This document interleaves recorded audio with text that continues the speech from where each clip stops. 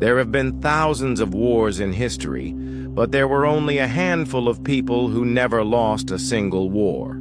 They were magicians of strategy, emperors of intelligence, and symbols of courage. Today we will learn the stories of 5 generals who changed history but never lost. Let's start with a legend. History still trembles when we hear his name.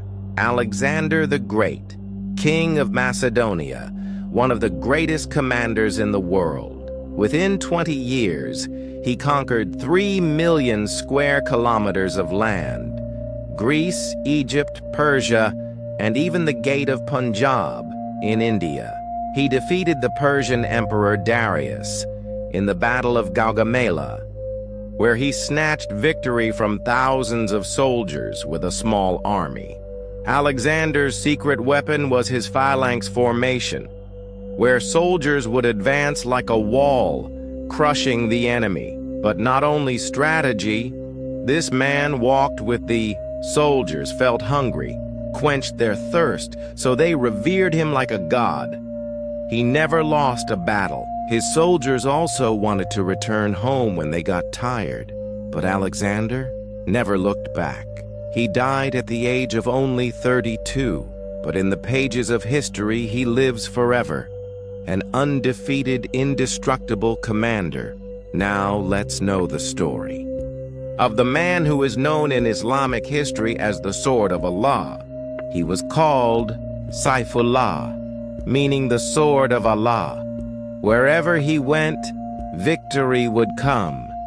He defeated huge powers like the Roman and Persian empires, such as the Battle of Yarmouk, where the Muslim army under his leadership completely destroyed the Romans, and the Battle of Walaja, a stunning war strategy in history. Khalid deployed his army in such a way that the enemy did not even realize when he was surrounded. This was his double envelopment strategy, which Napoleon also followed much later. He was not just a warrior, he was a companion, a follower of the Quran, and a commander of world conquest. He participated in more than 100 battles and won all of them. The enemies were afraid of his name, and his soldiers used to say, "With Khalid, defeat is impossible." Yet at the time of his death, his sorrow was, "As a warrior, I am dying in bed, but there is no place on my body where there is no weapon injury." That hero of the battlefield is now immortal in the pages of history. Undefeated, steadfast, unique. Khalid ibn Walid. If you think that only the commanders of the Western world were undefeated, then you still don't know the shadowy hero of the Mongol Empire who never lost a battle against 32 countries. His name is Subutai, the brain behind Genghis Khan's world conquest. Although Genghis Khan got the credit, in reality, Subutai brought the greatest military victory. The Russian kings could not have imagined that the Mongols would suddenly cross Siberia and surround them. Subutai deceived the enemies and retreated for a month, then turned around and destroyed the entire army. Then came the Battle of Mohi, the dark night of Hungarian history. Subutai attacked from 3 sides and shattered the European army. His strategy was surprise, mobility, and psychological fear. Believe it or not, Subutai once covered 9,000 kilometers in a 3-year campaign and fought 32 battles, winning all of them. He was not a king, nor did he want a throne. His only goal was victory and the fear of the enemy breaking down in advance.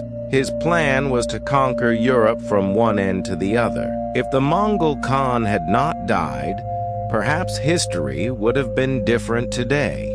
Subutai was an invisible conqueror whose tactics are still taught in military academies, but history has not given him the due respect. He was undefeated. 3rd century BC. The fearsome Hannibal of Carthage has entered Italy. Rome is trembling. The Roman army is defeated, terrified. Just then, a young strategist appears whose name will be written in golden letters on the pages of history as Scipio Africanus. At the age of just 25, he becomes a commander. His first decision, instead of removing Hannibal from Italy, he will directly attack Carthage, his home. The turning point of history was the war. Scipio neutralizes Hannibal's fearsome elephants. He withdraws his troops and creates an empty space through which the elephants rush towards his troops. Hannibal himself admits, "Today, I saw a man whose leadership is better than mine." Scipio wins, gets the title Africanus. Despite being the savior of Rome, he stays away from politics. He used to say, "My duty is to win the war, not to power." He introduces a new strategy, the manipulator formation. He learned the enemy's tactics and turned them against them. And that is what made him invincible. He was selfless, determined, and the epitome of intelligence. He never lost a battle. His plans laid the foundation for the later Roman Empire. Scipio Africanus, a name that not only saved Rome, but made it the ruler of the world, undefeated.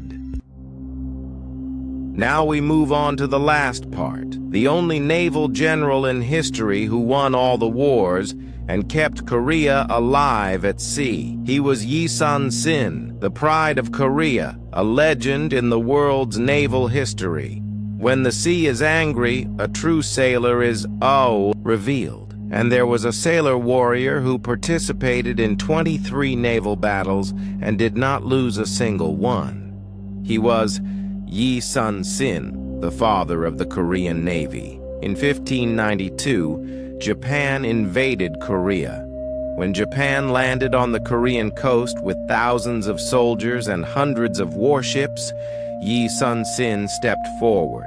His secret weapon was the Geobuxion, meaning turtle ship. This ironclad, cannon-equipped ship was the world's first armored warship.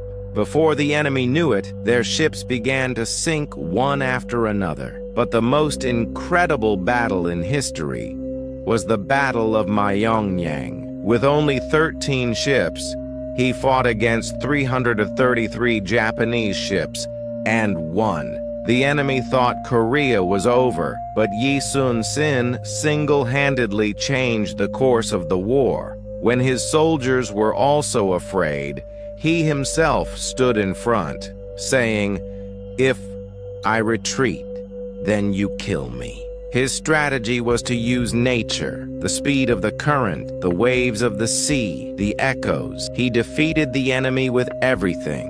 In the last battle, he was wounded, but the news of his death was hidden, so as not to dampen the morale of the soldiers. It was only after the war was won that it was learned that General Yi was no longer alive in that war. To this day, his name is written in school textbooks in Korea as Undefeated as a general, because he not only won the war, he saved a nation with his life. Their weapons were different, the times were different, but they were all the same in one thing.